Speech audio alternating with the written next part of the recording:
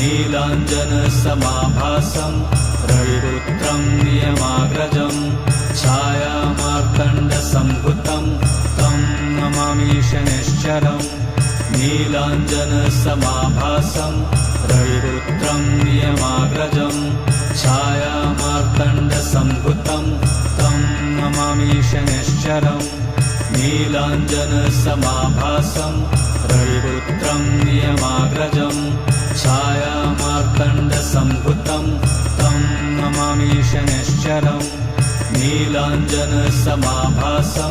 रविपुत्रं नियमाग्रजं छायामार्तण्डसम्भुतं